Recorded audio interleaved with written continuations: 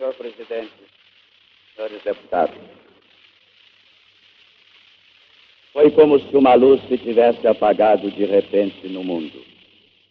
Tenebre facte sum. Foi como se uma noite de angústia e de soturnos íncubos tivesse baixado repentinamente sobre a face da terra. Tenebre facte sum. Foi como se um pesadelo e uma delirante alucinação tivesse inesperadamente dilacerado nas suas garras de loucura o coração de milhões de homens. Tenebre facte sum. Eram aquelas horas mansas e preguiçosas, quando a tarde escorre plácida para os braços do crepúsculo, velho e cansado porteiro da noite. Mas aquele dia, a noite se antecipou.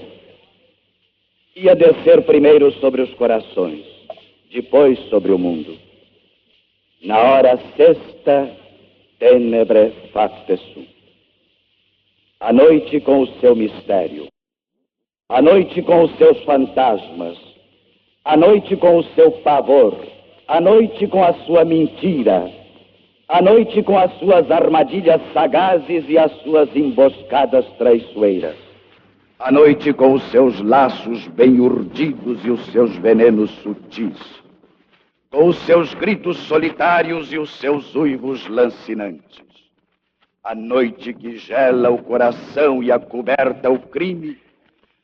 A noite que atrai a vítima desprevenida e empresta à morte o seu regaço de sombra para a solerte tocaia.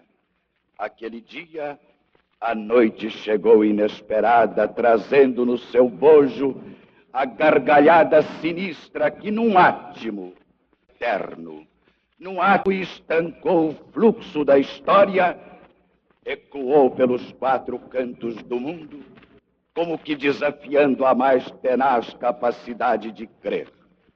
Quando a Câmara presta reverente o tributo da sua dor, pela perda que o mundo acaba de sofrer, não é certamente a hora para recolher os admiráveis pensamentos desse jovem que pôs corajosamente as ideias a serviço da ação, no mundo em que pseudo-ideologias estão apenas a serviço da subversão. Seus discursos e pronunciamentos ficarão, como os de Lincoln, como os de Jefferson, como os de Churchill, como os de Rui, transformados num roteiro de liberdade, válidos para todos os tempos e para todas as gentes. Sobre eles se debruçará a juventude que foi feita para o amor e para as nobres, difíceis e ousadas empresas, como as que ele ousou, amou e levou a cabo, e não para o ódio homicida e para as inúteis carnificinas. Fique assinalado nesta hora o nosso pesar mais sentido. Seja manifestada a nossa amargura mais profunda. Que Deus o tenha em paz e nos alimente do seu exemplo, para que não caiamos na tentação de descrer de qualquer esforço e para que não vejamos triunfante sobre seu túmulo a brutalidade da opressão contra cujo domínio ele imolou, mais que a liberdade, uma vida que já era um patrimônio dos homens livres. Aos olhos dos insensatos, parece ter morrido. Ele, porém, está em paz.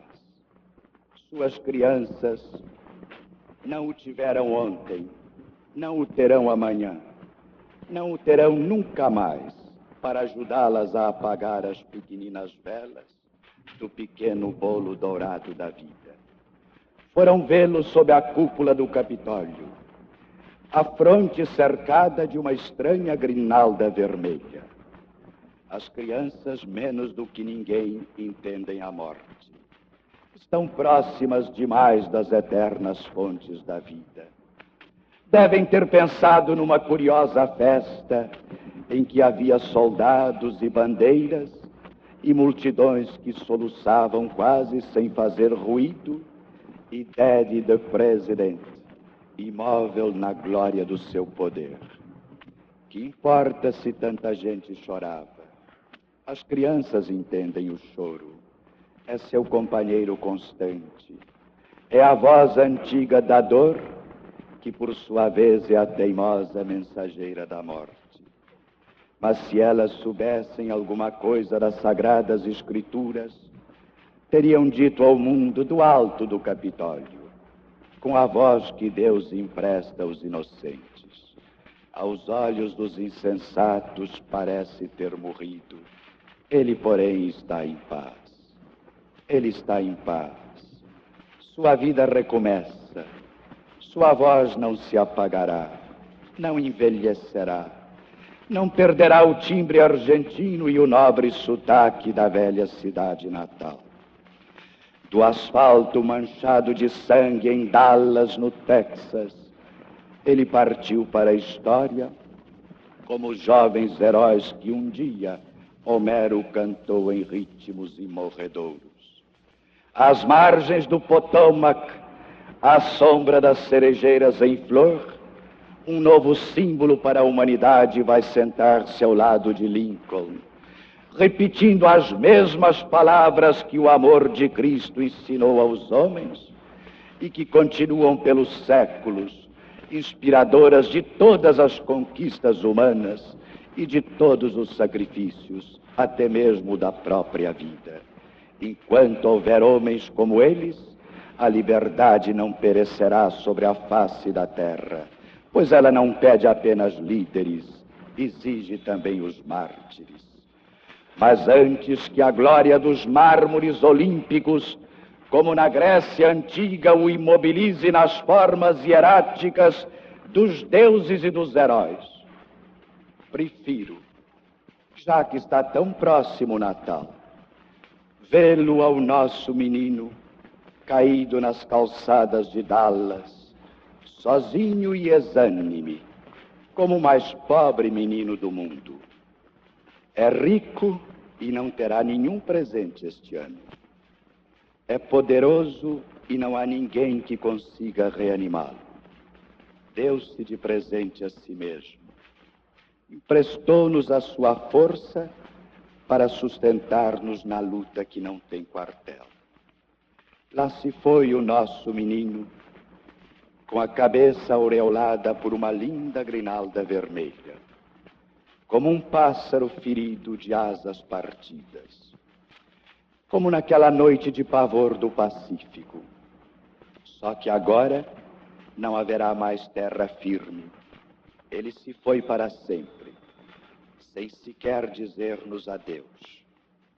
Foi remando pelo oceano das águas eternas, onde a liberdade se funde no amor que não tem fim. Mas partiu contente consigo mesmo. É o que serve.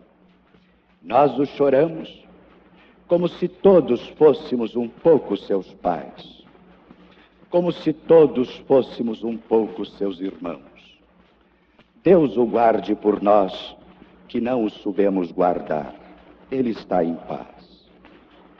Senhor Presidente, senhores deputados, esta é a homenagem de respeito e de saudade que a minoria nesta casa presta, pelas minhas pobres palavras, à memória de John Fitzgerald Kennedy, 35º presidente dos Estados Unidos da América, desaparecido tragicamente, para a dor dos que o amaram e para a esperança dos que confiaram às suas mãos jovens as sortes da sua paz e o destino da sua liberdade.